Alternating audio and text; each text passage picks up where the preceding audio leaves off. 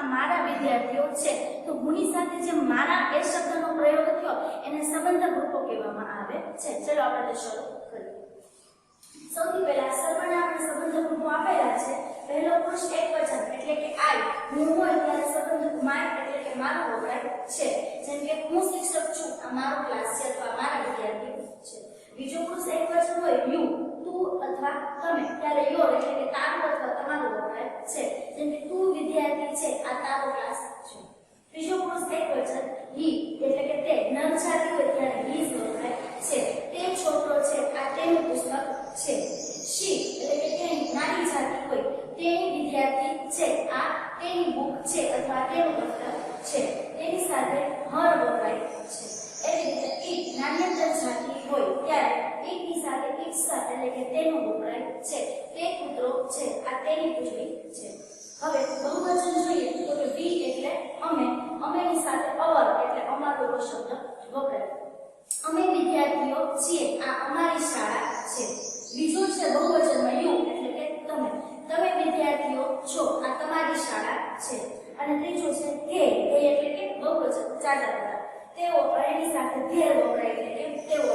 તેઓ વિદ્યાર્થી છે આ તેઓની શાળા છે એટલે તમારે આઈ સાથે માય યુ સાથે યોર હી સાથે હિઝ શી સાથે હર ઇટ સાથે ઇટ્સ વી સાથે અવર યુ સાથે યોર તે સાથે ધેર આ વસ્તુ યાદ રાખવાની છે આ વસ્તુ તમને યાદ રહી જશે એના પછી આપણે આ બધી ખાલી જગ્યાઓ કરીશું હવે આ ખાલી જગ્યાઓ છે બરોબર છે એમાં સંબંધક રૂપોની ખાલી જગ્યા આર્ટિકલ એન ની ખાલી જગ્યા હેવલેસ ની ખાલી જગ્યાઓ બધી મિક્સઅપ કરેલી છે આપણે બધી ખાલી જગ્યા જોઈને એનો સાદો જવાબ કાઉન્સમાંથી આપેલો છે કરવાનો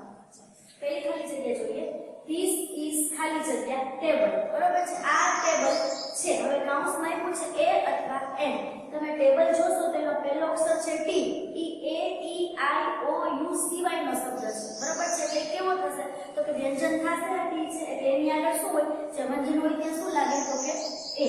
ધીસ ઇઝ અ ટેબલ બીજી ખાલી જગ્યા વી ખાલી જગ્યા પોલીસમેન કાઉન્સમાં આપ્યું છે ઇઝ અથવા આર વી એટલે અમે બહુવચન તો બહુવચનમાં ટુકડી આપણે શું આવે તો કે આર તો વી આર પોલીસમેન પછી માય અંકલ ખાલી જગ્યા અ ન્યુ કાર મારા અંકલ પાસે નવી કાર છે તો શું આવશે તો કે માય અંકલ છે એટલે કે પુરુષ થશે તો એના માટે વી વપરાશે બરોબર છે તો વી સાથે શું આવે જ્યારે આપણે કરતા હી શી ઈટ હોય તો એની સાથે શું આવશે હેઝ આવશે તો અહીંયા આવશે has my uncle has a new car મારા અંકલ પાસે એક નવી કાર છે પછી આર ધીસ ખાલી જગ્યા પ્રશ્ન વાક્ય પૂછ્યું છે અને એવું છે નાઇફ એટલે કે છરી અને નાઇફ્સ એટલે છરીઓ તમે જોઈ શકો છો કે આ પણ બહુવચનનું રૂપ છે અને આ પણ બહુવચનનું રૂપ છે આ ઇઝ નું બહુવચન આર થાય છે અને T H I S this નું બહુવચન ધીસ થાય છે તો આપણે જે જવાબ છે એ પણ બહુવચનમાં લેવાનો છે